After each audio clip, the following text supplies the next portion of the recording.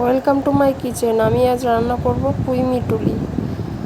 তো আপনারা কারা কারা এই পুঁই মিটুলি খেতে পছন্দ করেন? আমার তো খুবই ভালো লাগে। তো দেখুন, আমি সবুজ আর কালো দুটোই একসাথে কেটে নিয়েছি, আর ওর সাথে আলু কেটে ধুয়ে নিয়েছি, আর এদিকে নিয়ে নিয়েছি পেঁয়াজ, দুটো কাঁচা লঙ্কা চেরা আর একটা শুকনো লঙ্কা। তো কড়াই চাপিয়ে দিয়েছি, দেওয়ার পর ওর ভিতরে জল দিয়ে দিলাম অল্প করে, আর 1 চামচ হলুদ আর অল্প একটু লবণ দিয়ে দিলাম। দিয়ে আমি সেদ্ধ করে নেব পুঁই মিটুলিটাকে একটু। তো পুঁই মিটুলিটাকে দিয়ে আমি ঢেকে দিলাম কিছুক্ষণের জন্য, 5 মিনিটের মতো।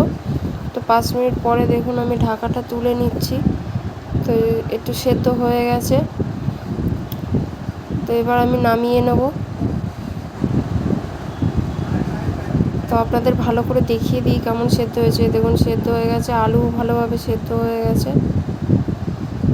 তো এবার আমি জলটা ঝরিয়ে নেব। তারপর কড়াই চাপিয়ে দিয়েছি এদিকে ওভেনে। তারপর তেল দিয়ে দিলাম পরিমাণ মতো। তেল গরম হয়ে গেলে পেঁয়াজ আর শুকনো লঙ্কা দিয়েছি ফোড়নে। তো পেঁয়াজটা একটু লাল লাল করে ভাজতে দেব। তো দেখুন পেঁয়াজটা কিন্তু হালকা লাল লাল হয়ে গেছে। এবার আমি পুঁই মিটুলিগুলো দিয়ে দিলাম, জল ঝরিয়ে রেখেছিলাম যেগুলো, দিয়ে ভালো করে আমি ভেজে নেব। তো এবার আমি দিয়ে দেবো 1 চামচ হলুদ, 1 চামচ লবণ, আর অল্প একটু চিনি দিয়ে দিয়েছিলাম সামান্য, ব্যালেন্স করার জন্য লবণটা, লবণ ঝাল।